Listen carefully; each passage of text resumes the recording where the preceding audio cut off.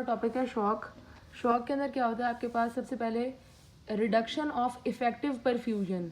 किसी भी ऑर्गन की तरफ जो प्रॉपर ब्लड सप्लाई होगी वो नहीं होगी, जिसकी वजह से इनिशियली तो रिवर्सिबल और आहिस्ता आहिस्ता हमारे पास क्या होगा, इरिवर्सिबल सेलुलर इंजरी हो जाएगी। तो ये होता है शॉक।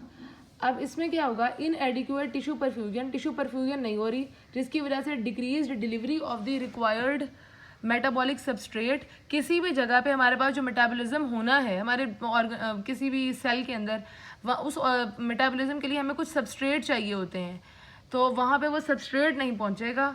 जिसके और दूसरा हमारे पास इसका नुकसान क्या होगा, जब ब्लड सप्लाई नहीं होगी, एक तो सबस्ट्रेट पहुँचेगा नहीं, दूसरा वहाँ से वेस्ट प्रोडक्ट जो है वो रिमूव नहीं होंगे, तो रिजल्टेंटली हमारे पास क्या होगा, सेलुलर इंजरी हो जाएगी।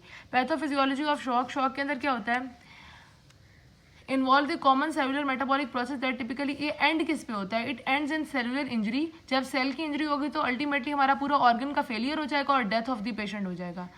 The pathogenesis of the shock involve the multiple inter related factors including, सबसे पहले सेलुलर इस्कीमिया होगा, सर्कुलेटिंग और लोकल इन्फ्लेमेटरी मीडिएटर्स। जब भी हमारे पास सेल इंजरी होती है तो वहाँ पे क्या होता है, हमारे इन्फ्लेमेटरी सेल्स वहाँ पे चले जाते हैं, न्यूट्रोफिल चले जाएंगे, मोनोसाइट्स चले जाएंगे, वो वहाँ पे जाके हमारे पास क्या करवाएंगे, टॉक्सिक फ्री रेडिकल्स हमारे जो होते हैं वो रिलीज होंगे। उसके बाद हमारे पास इंटरल्यूकन रिलीज होगा, डिफरेंट केमिकल मीडिएटर्स रिलीज होंगे, और साथ में हमारे पास क्या होगा, फ्री रेडिकल इंजरी हो जाएगी। ठीक है। अब सेलुलर इस्कीमिया में क्या होता है, as the perfusion to the tissue, जब भी हमारे पास टिश्यू की तरफ ब्लड सप्लाई कम जाएगी, उसकी तरफ ऑक्सीजन कम जाएगी, तो हमारे पास जब ऑक्सीजन नहीं जाएगी तो शिफ्ट किससे हो जाएगा, हमारे बॉडी का एरोबिक मेटाबॉलिज्म से एनएरोबिक मेटाबॉलिज्म की तरफ शिफ्ट हो जाएगा। जहाँ पे भी एनएरोबिक मेटाबॉलिज्म होता है वहाँ पे लैक्टिक एसिड की सिंथेसिस होती है, लैक्टिक एसिड बनेगा, जिसकी वजह से हमारे पूरे हमारे ओवरऑल पीएच ड्रॉप हो जाएगी लैक्टिक एसिड की अकमुलेशन की वजह से, और मेटाबॉलिक एसिडोसिस हो जाएगा। उसके बाद हमारे पास क्या होता है, hypoperfusion of the cell leads to delivery of the nutrient to the cell leading to diminished ATP। जब हमारे पास हाइपोपरफ्यूजन होगी, मतलब किसी भी ऑर्गन की तरफ ब्लड सप्लाई कम जाएगी, कम जाने की वजह से वहाँ पे ऑक्सीजन नहीं जाएगा। जब ऑक्सीजन नहीं जाएगा तो हमारे पास क्या होगा, एटीपी की डिमिनिश्ड एटीपी प्रोडक्शन, एटीपी नहीं बनेगा, और दूसरा हमारे पास क्या हो जाएगा, सोडियम पोटाशियम एटीपीएस पंप, जिसने एटीपी की मदद से चलना होता है वो भी नहीं चलेगा, एंड दस लाइसोसोमल डिस्ट्रप्शन, और हमारी बॉडी के जो लाइसोसोम्स होंगे वो क्या हो जाएंगे, डिस्ट्रॉय हो जाएंगे। लाइसोसोम्स का काम क्या होता है, इनके पास एंजाइम्स होते हैं एसिड हाइड्रोलेज, जिसके थ्रू इन्होंने क्या करना होता है, हमारी बॉडी के अंदर जो भी हार्मफुल मटेरियल होता है उसको डिग्रेड करना होता है। अब जब लाइसोसोम्स ही काम नहीं करेंगे तो हमारी बॉडी के अंदर हार्मफुल मटेरियल जमा होता रहेगा, जिसकी वजह से सेलुलर इंजरी, ऑर्गन फेलियर और ultimately death of the patient हो जाएगी। Lysosomal disruption is the point of irreparable cell damage. जिस पॉइंट पे आके आपके लाइसोसोम डिस्ट्रॉय होने लग जाए ना, वहाँ पे आपका सेल डैमेज पक्का है, और क्लिनिकली इरिवर्सिबिलिटी, और वो इरिवर्सिबल चेंजेस होती हैं। उसके बाद हमारे पास क्या होगा, worsening of shock, organ failure and death. Next हमारे पास क्या है, जो ग्राम नेगेटिव बैक्टीरिया क्या प्रोड्यूस करते हैं, एंडोटॉक्सिन प्रोड्यूस करते हैं, that triggers the inflammatory cascade. हमारे पास जो हमारी बॉडी के अंदर जब भी ग्राम नेगेटिव बैक्टीरिया आते हैं या सेप्सिस होता है, ये तो हो गई ना सेप्टिक शॉक की बात। ग्राम नेगेटिव बैक्टीरिया क्या प्रोड्यूस करते हैं, एंडोटॉक्सिन प्रोड्यूस करते हैं। अब वो जो हमारी एंडोटॉक्सिन होगी वो क्या करती है, वो हमारी बॉडी के अंदर इन्फ्लेमेटरी कैस्केड को एक्टिवेट करती है, और डिफरेंट वही केमिकल मीडिएटर्स रिलीज होंगे। केमिकल मीडिएटर्स क्या करवाते हैं, वेजोडाइलेटेशन करवाते हैं, एडीमा करवाएंगे, हाइपोवोलीमिया करवाएंगे, bacterial antigen and cell injury itself. ठीक है। अब हमारे पास क्या होगा, मैक्रोफेजेस, अब जब केमिकल इन्फ्लेमेटरी सेल्स आएंगे, मैक्रोफेजेस आएंगे, मैक्रोफेजेस क्या करते हैं, प्रोड्यूस करते हैं साइटोकाइंस को, tumour necrotic factor alpha, interleukin 1b। ये हमारे पास क्या है, प्राइम मीडिएटर है, पहले मीडिएटर है शॉक ये इसके अंदर। फिर हमारे पास आता है फ्री रेडिकल इंजरी। अब फ्री रेडिकल इंजरी कैसे होती है, during the period of hypoperfusion, जब किसी भी ऑर्गन की तरफ ब्लड सप्लाई कम जाएगी, cellular and organ damage start हो जाएगा due to direct effect of hypoxia. क्यों होगा ऑर्गन डैमेज, एक तो सबसे पहले हाइपोक्सिया की वजह से, ऑक्सीजन की कमी की वजह से, and local activation of the inflammatory mediators, और दूसरे नंबर पे हमारे इन्फ्लेमेटरी मीडिएटर्स की एक्टिवेशन की वजह से। इन्फ्लेमेटरी मीडिएटर्स में क्या आता है, इंटरल्यूकन, ट्यूमर नेक्रोटिक फैक्टर, उसके अलावा आपके ये जो है वो रिएक्टिव ऑक्सीजन स्पीशीज वगैरह आती हैं, जो जाके क्या करती हैं, ऑर्गन फेलियर करवाती हैं, सेलुलर डैमेज करवाती हैं। फिर हमारे पास है further injury occurs when the normal circulation is restored. एक तो हमारे पास इंजरी हो गई जब ऑक्सीजन की कमी की वजह से और केमिकल मीडिएटर्स की रिलीज की वजह से। फर्दर इंजरी कब होती है, जब हमें पता लग गया कि उस बंदे को शॉक हो गया। अब जब हमने उसे शॉक को ठीक करने के लिए उसे फ्लूइड देंगे तो उसकी वजह से क्या होगा, और ज़्यादा इंजरी हो जाएगी। द लोकल अकमुलेशन ऑफ, एक तो वहाँ पे क्या हो गया था, जहाँ पे हमारे पास ना तो न्यूट्री सबस्ट्रेट आ रहा है ना वहाँ से वेस्ट जा रहा है, तो उस जगह पे जहाँ पे ब्लड सप्लाई नहीं है वहाँ पे पोटाशियम जमा होना शुरू हो जाएगा। अब वो जो पोटाशियम जमा होगा ये क्या करेगा, एंटर्स इनटू सिस्टेमिक सर्कुलेशन। वो पोटाशियम हमारी सिस्टेमिक सर्कुलेशन में एंटर हो जाएगा and can lead to direct myocardial depression. Potassium की वजह से हमारा हार्ट को डिप्रेस करता है, वेसल्स को डायलेट करेगा एंड फर्दर हाइपोटेंशन और हमारा बीपी बहुत ज़्यादा ड्रॉप हो जाएगा। उसके अलावा जो free radicals produce during anaerobic respiration और फ्लश्ड बैक इनटू सर्कुलेशन। अब जो हमने जब सर्कुलेशन रीस्टोर हुई तो फ्री रेडिकल्स जो वहाँ पे जमा हो गए थे वो हमारे क्या होंगे, सर्कुलेशन में एंटर होंगे when and they cause further endothelial injury.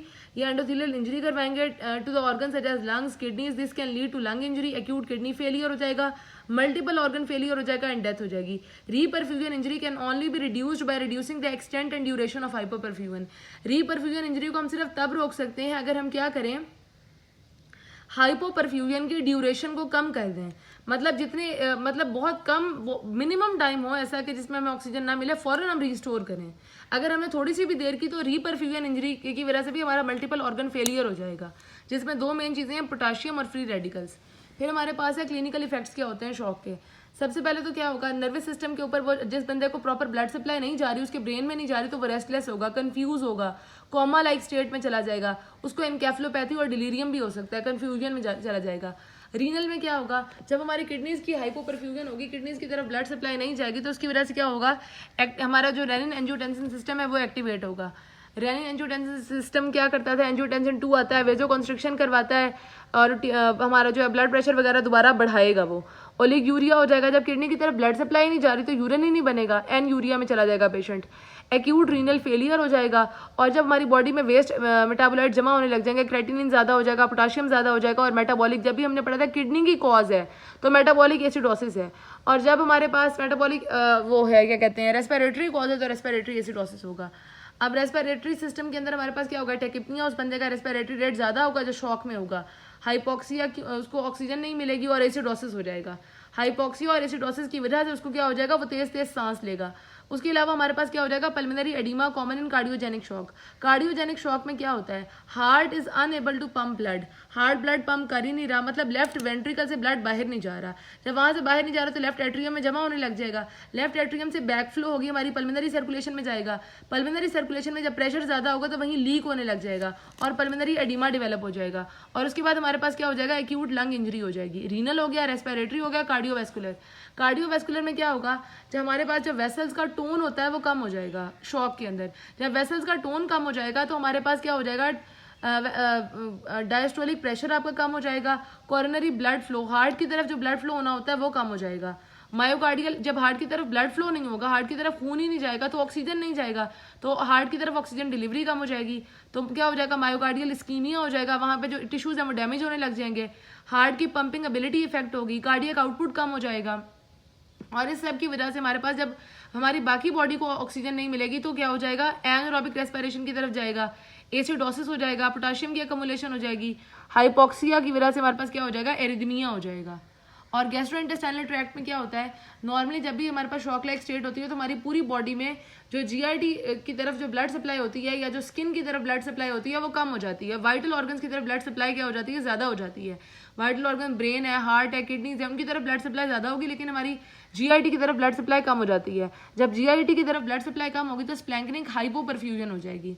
जब भी हमारे पास क्या होगा, blood is shunted away from GIT, उसकी वजह से हमारे गट म्यूकोजा का इस्कीमिया स्टार्ट हो जाएगा, स्ट्रेस अल्सरेशन होगी और translocation of bacteria into blood stream, और जो हमारे जीआईटी के अंदर फ्लोरा होता है, जो बैक्टीरियाज होते हैं वो हमारी ब्लड स्ट्रीम के अंदर एंटर होने लग जाएंगे। और एक्यूट इस्कीमिक हेपेटाइटिस हो जाएगा। हेपेटाइटिस क्या होता है, लीवर की इन्फ्लेमेशन, इस्कीमिया की वजह से लीवर की इन्फ्लेमेशन हो जाएगी।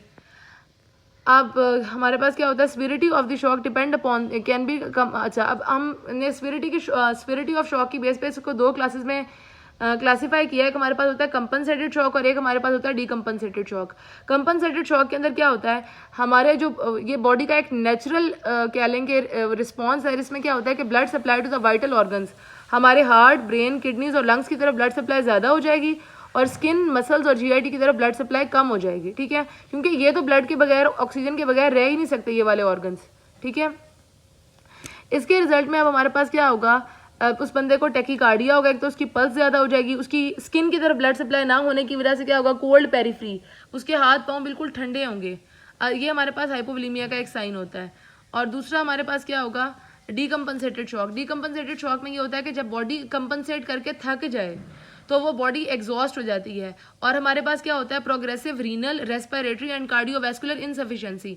नॉर्मली हमारे पास हमारी जो ब्लड सप्लाई थी वो हार्ट की तरफ, ब्रेन, किडनीज और लंग्स की तरफ बढ़ा रहे थे ना, तो अब वो बॉडी का जो कंपनसेटरी रिस्पॉन्स था वो खत्म हो गया है और अब हमारे पास ये ऑर्गन्स कॉम्प्रोमाइज होंगे।